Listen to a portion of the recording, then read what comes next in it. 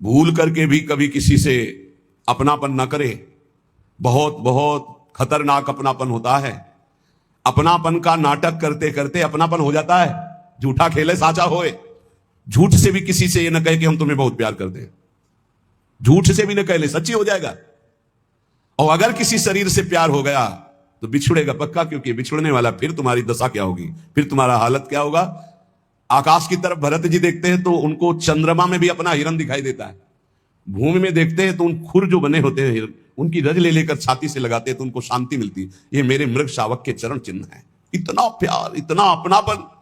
तो इस शरीर से जो अपनापन हो गया वही तुम्हें भय दिखा रहा है मृत्यु का। अभी कल ही परसों एक प्रश्नकर्ता ने प्रश्न किया था, सब है सब, लेकिन एक भय है कि मरना है, अब उससे कैसे बचे। इससे कैसे, इससे गार्ड से नहीं बच सकते हो, अंगरक्षक रखने से नहीं बच सकते, नहीं बच सकते। अगर मृत्यु का संयोग अंगरक्षक से है तो तुम्हारा अंगरक्षक ही तुम्हें सूट कर देगा। अगर मृत्यु का संयोग है अंगरक्षक से तो जो तुम्हारा हर समय बॉडी गार्ड है ना, वही तुम्हें भूंज देगा। मृत्यु उसी के हाथ से मरवा देगी तुम्हें।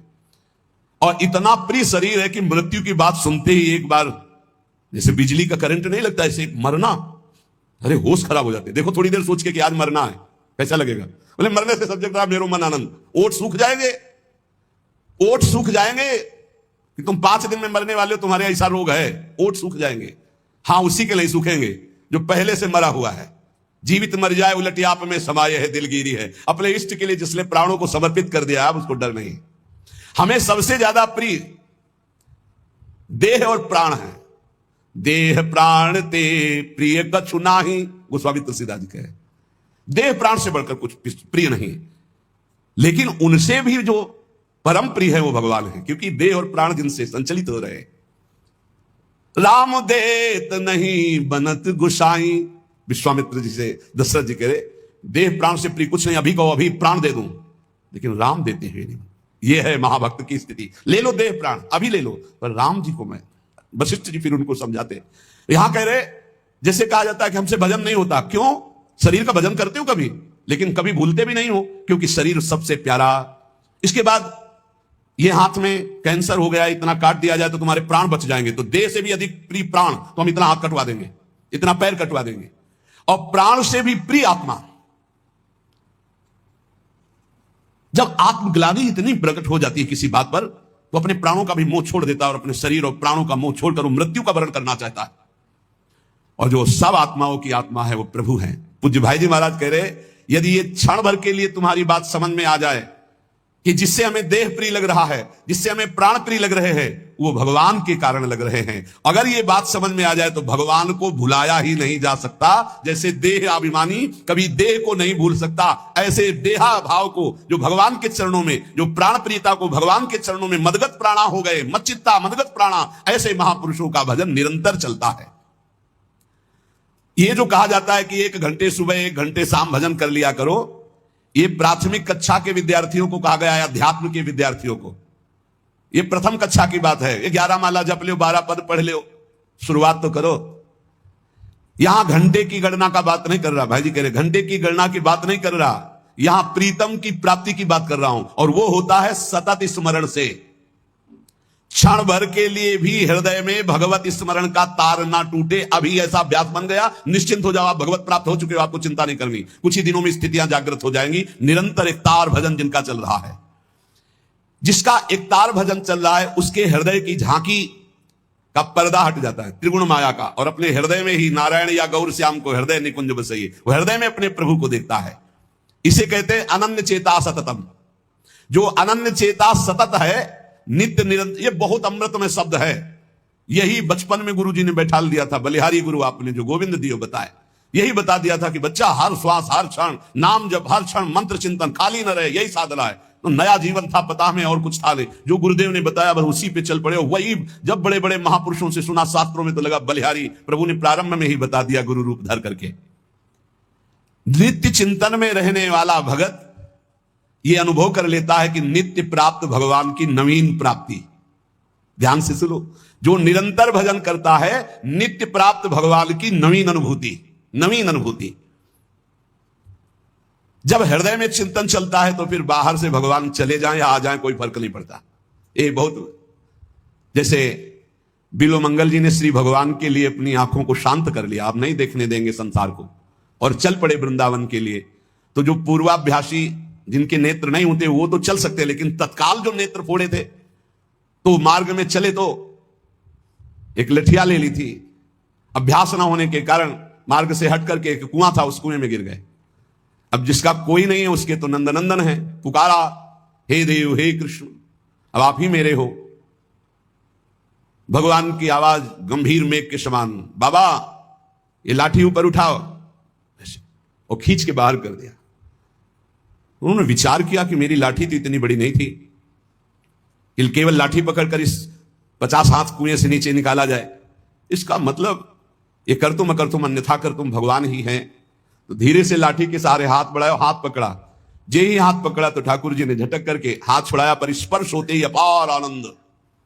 तब वो कहते हाथ छुड़ाए जात हो निबल जान के मोही, हृदय ते जब जाओगे तो सबल सराहू तोय।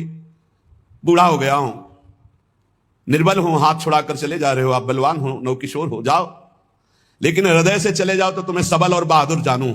हृदय से अब तुम्हें नहीं जाने देंगे, हर समय स्मृति के तार से हम तुम्हें बांध कर रखेंगे।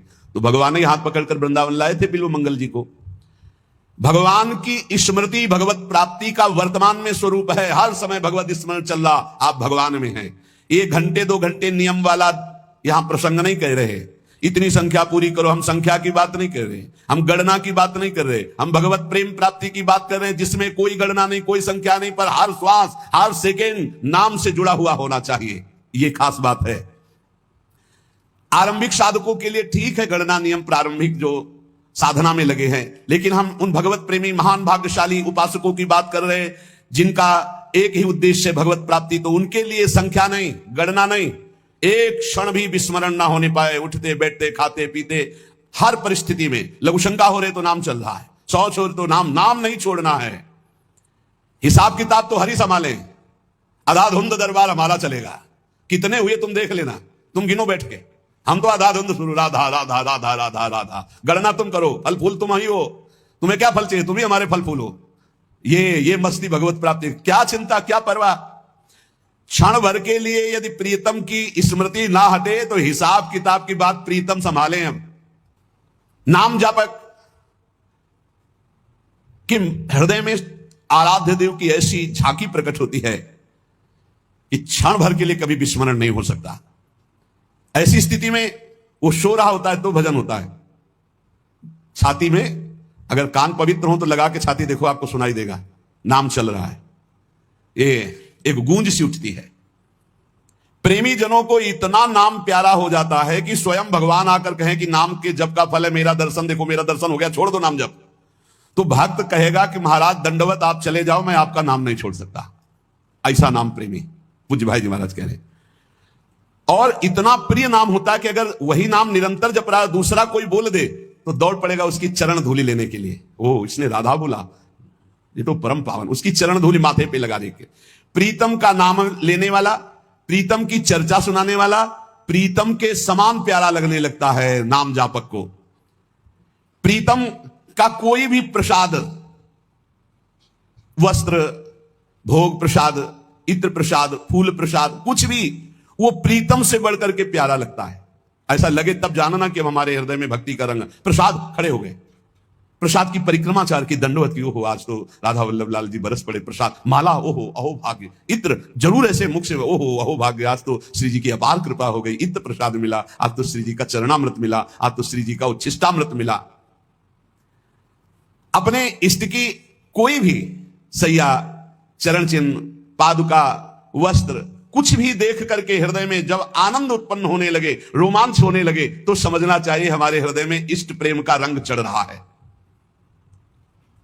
जब तक श्यामा श्याम हमारे परम प्रेमास्पद नहीं है, तभी तक ये बात कहनी पड़ती कि बहुत कठिन पड़ रहा है भजन करना।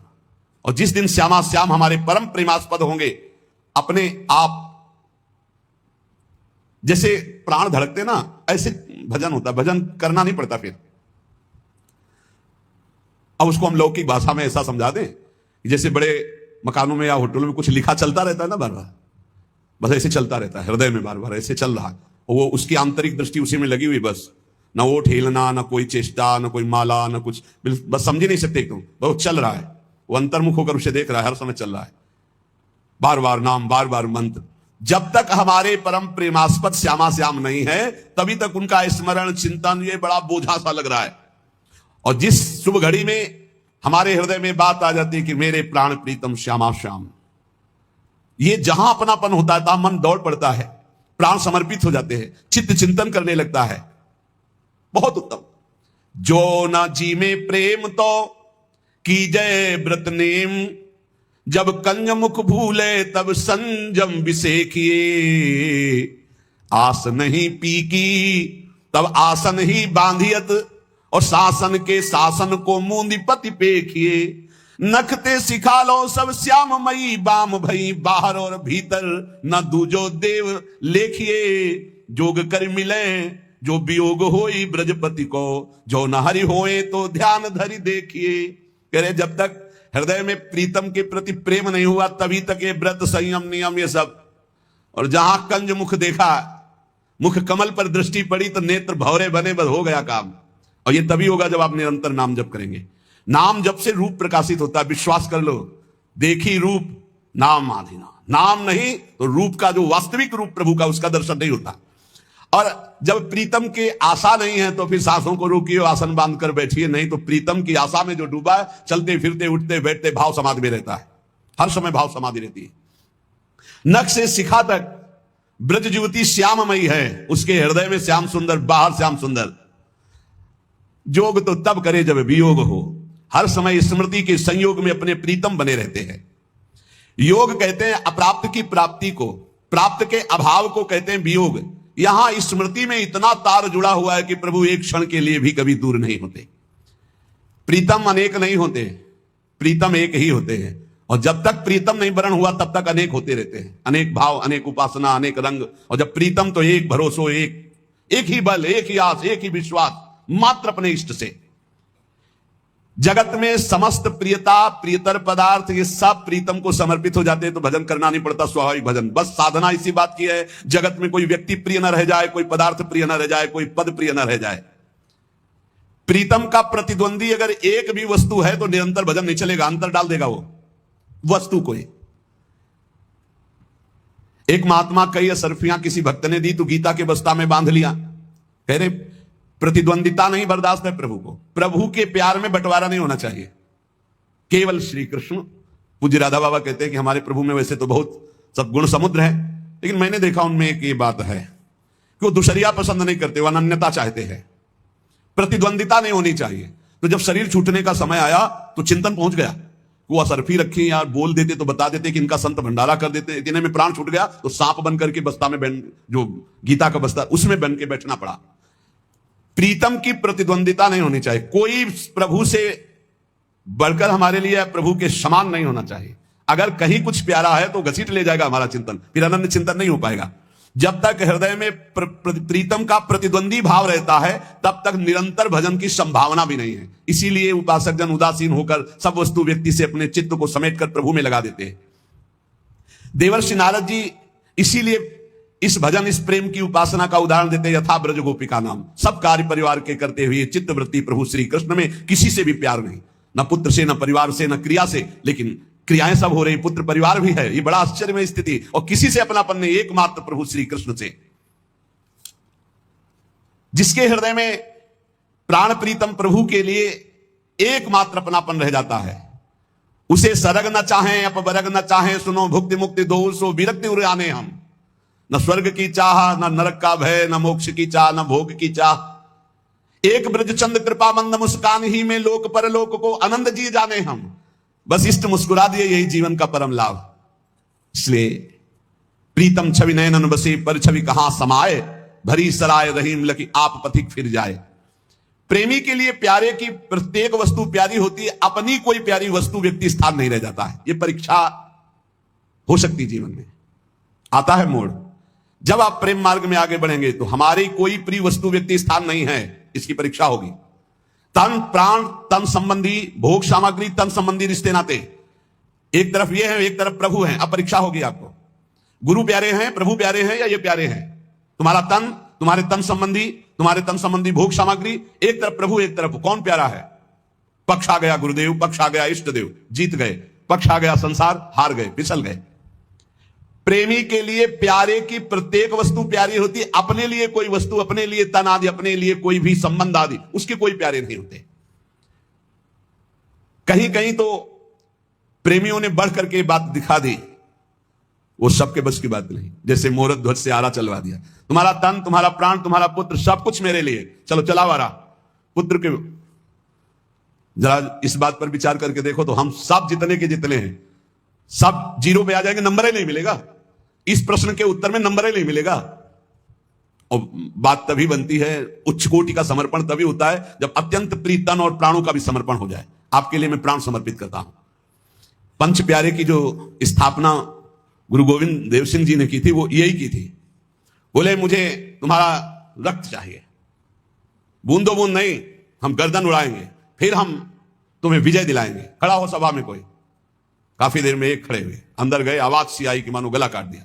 देखा लाल नाली में से रक्त जा रहा है। फिर बाहर आया वैसे रक्त रंजित तलवार। दूसरा कोई खड़ा हो, वैसे 5 खड़े हुए थे अलग अलग। बस अंदर जाके 5 को निकाल के लाए, बोले ये है, इनसे अब 1 से 1.25 लाख लड़ाऊंगा, क्योंकि इन्होंने प्राणों का त्याग कर दिया गुरु के लिए। अब इनका बल विक्रम देखना। ऐसे ही हमारा प्रीतम है। हे श्री कृष्ण, आप हमारे प्राण प्यारे हो। ठीक है, हम देखेंगे प्राण प्यारे हैं या श्री कृष्ण प्राण प्यारे हैं। प्राण प्यारे हैं या श्री कृष्ण प्राण प्यारे हैं। एक बार खेल है, दांव लगा दो, प्राणों की बाजी लगा दो। बहुत महंगी चीज मिल रही, प्राण बहुत सस्ते हैं। प्राण तो भोगों में भी दे दिए हैं। प्राण दिए ये प्रेम न पहिए, ऐसो महंगो आय सकीरी। दौड़ पड़ो, ले प्राण प्रभु प्राण प्यारे मुझे मिल जाओ। लेकिन सच्ची जितने अपने सत्संग सुन रहे, ईमानदारी से पूछो, अगर मुहूर्त ध्वज जैसी परीक्षा ले तो अपने सब प्रणाम करके कि प्रभु अभी तो नहीं, कुछ दिन पढ़ाई और पढ़ेंगे, फिर आप परीक्षा लोगे तो भले प्रश्न। कोई बहुत ही वियोगी हो तो प्राण देने के लिए तैयार हो जाएगा कि प्रभु के जो वियोग में तड़प रहा है उसके लिए तो फिर कुछ नहीं है। लेकिन अपने लोगों की बात जब आए कि भाई आरा चलाओ, तब हम मानेंगे भगत है जैसे मुहूर्त ध्वज के। हमें लगता है पूरा हाल खाली हो जाएगा कि महाराज अभी 10-5 महीना और थोड़ा साधन भजन कर ले। कोई ऐसा कहेगा साधक है विरक्त तो, और गृहस्थ है तो कहेगा कि अभी लड़का लड़की को थोड़ा संभलाना है, थोड़े दिन समय दो प्रभु। आप देखो अगर प्रभु वो परीक्षा ले तो हम सब फेले बैठे हैं, जीरो ही आएगा। ले लड्डू खाओ जाओ, और मरना तो है ही यार एक दिन। यम के दूत तुमसे पूछेंगे नहीं, आके अपने आप प्राण निकाल करके आपको यात्रा करनी पड़ेगी, यमपुरी की या भगवत धाम की या स्वर्ग की, जहां की आपकी तैयारी है, जितना माल आप इकट्ठा किए हो। एक बार प्रभु के लिए प्राणों को समर्पित करने में क्या हिम्मत करो, एक बार हिम्मत करो। बोले क्या हिम्मत करें? दुख आवे तो भी उबना नहीं, सुख आवे तो फूलना नहीं, निरंतर भूलना नहीं, नाम जब निरंतर चले, ये प्राणों का समर्पण है। प्यारे हमें इतने प्यारे लगने लगे कि हमारा तन, हमारा प्राण, ये सब न्यौछावर हो जाए। बोले हम तो बिके हुए दास हैं, हमने तो सब कुछ बिके हुए दास। हरिश्चंद्र बिके थे, चरित्र पढ़ के देख लेना। ब्राह्मण की पत्नी बनकर के अंबाजी ने खरीदा था हरिश्चंद्र जी की पत्नी को, और डोमर के रूप में खरीदा था भगवान शंकर ने हरिश्चंद्र को। एक लीला भी हमने देखी थी। और जब पुत्र रोहित कुंवर, ऐसे ही नाम था, सर्प ने दशा परीक्षा के ऊपर परीक्षा सत्य की। अब कोई सहयोगी नहीं तो बिकी हुई थी। पुत्र को लिया, श्मशान पहुंची, और श्मशान में हरिश्चंद्र की सेवा लगी हुई थी, कर लेकर ही दाह संस्कार कराने की। हरिश्चंद्र घाट है काशी में, घाटों में रहते थे तो वहां भी देखा है। वहां तो 80 घाट हैं, 80 घाट बराबर लगातार 80 घाट है। एक घाट का नाम भी 80 घाट है, किनारे जो है तुलसी घाट के पास, वो क्या 80 घाट है। हरिश्चंद्र जी ने कहा कि सावधान, आप यहां दाह संस्कार नहीं कर सकते जब तक कर नहीं देंगे। तो उनका प्रभु आप पहचाने नहीं? बोले पहचान रहा हूं, चक्रवर्ती सम्राट महाराज हरिश्चंद्र की तुम पत्नी हो। लेकिन इस समय हरिश्चंद्र चक्रवर्ती सम्राट नहीं, इस स्मशान का रक्षक, अपने स्वामी की आज्ञा का पालन करने वाला है। बिना कर लिए तुम अपने, तो प्रभु आप जानते हैं आपका पुत्र है, इस समय कर की बात करो। अगर कर नहीं तो तुम यहां 100 नहीं जला सकती। तुमका प्रभु मेरे पास क्या है, मैं तो आपके लिए ही बिकी हूं, और जिसने खरीद लिया है अब मेरे पास क्या है? तन में एक वस्त्र है, उसका थोड़ा टुकड़ा करके कफन बना के लाओ, और क्या दे सकती? तो थोड़ा टुकड़ा हमें कर में दे दो, लिया कर के रूप में। बड़ा विचित्र सत्य की परीक्षा होती है। समर्पण की वृत्ति की हद हो गई, हद हो गई। यहां अपने लोगों को जरा सा भी कुछ हो जाए तो भक्ति पर संदेह करने लगते हैं। वहां भक्ति की नहीं, सत्य की केवल बात थी। विश्वामित्र जी को दे दिया, कि हम आपको इतना दान देते हैं बस, तो ठीक है। ये बहुत विवेक से विश्वामित्र जी ने फंसाया हरिश्चंद्र को। एक शूकर उनके फुल वाटिका को उजाड़ रहा था, सूचना पहुंची, बड़ा भयानक शूकर। गए हरिश्चंद्र जी घोड़े पर सवार, बाण संधान किया, वहां विश्वामित्र जी दिखाई दिए, उतरे, प्रणाम किया, भगवान आपके दर्शन। हाँ, इधर से निकल रहा था, लेकिन हम तो शूकर को, उस प्रसंग को छोड़िए, मेरे अंदर इच्छा है कि आप कुछ दान करें, प्रभु आदेश करो, दान कर दीजिए। क्या दान करेंगे आप? बोले इस समय तो खजाने की चाबी, घोड़े की लगाम। घोड़े की लगाम का मतलब समझता है तो, जहां तक तेरा राज्य है वो सब मेरा हुआ। और खजाने की चाबी का मतलब समझता है, पूरा का पूरा वैभव मेरा हुआ। बोले हुआ आपका? बोले ये तो दान हुआ, आप दक्षिणा दे, इतने भार स्वर्ण। बोले खजाने से? बोले फिर मिथ्याचारी, खजाना मेरा, राज्य मेरा। बोले प्रभु मिथ्याचारी नहीं हूं, अभी आपने हमारी संपत्ति ली, राज्य ली, अभी हम और हमारी पत्नी और हमारा पुत्र बकाया है, मैं अपने को बेच कर दूंगा। तो कहां बेचेगा? पूरा राज्य तो मेरा है। तो काशी आपका नहीं, काशी भगवान विश्वेश्वर विश्वनाथ का है, वहां चलकर बिकेंगे और आपको पूरी दक्षिणा देंगे। ऐसी कसौटी, सत्य मार्ग में चलेगा। दूसरे महापुरुष शिवी जी, इनकी गोद में कबूतर गिर पड़ा के, त्राहिमाम रक्षा करो, बाज मेरा जीवन नष्ट कर रहा है। बाज आके ऐसे बैठ गया। बाज हैं साक्षात देवराजेंद्र, कबूतर है अग्नि देवता। परीक्षा। बाज ने कहा आप जानते हो मेरा आहार कबूतर है, आप फिर क्यों नहीं दे रहे? उनका नहीं, मेरी शरण में आ गया, मैं इसकी रक्षा कर रहा हूं, मैं कदापि कबूतर नहीं। तो फिर मेरे प्राण नष्ट हो जाएंगे तो एक की रक्षा करोगे, एक को मार दोगे, मैं भूखे मर जाऊंगा, मेरा आहार कबूतर है। नहीं, मैं तुम्हें मांस दूंगा, तुम्हें मरने नहीं दूंगा। तो जानते हो मैं शिकार करके पाता हूं, किसी का दिया हुआ मांस नहीं, मैं अपने शिकार कबूतर को लूंगा और उसी से जीवित रहूंगा, इसको तो नहीं दे सकता।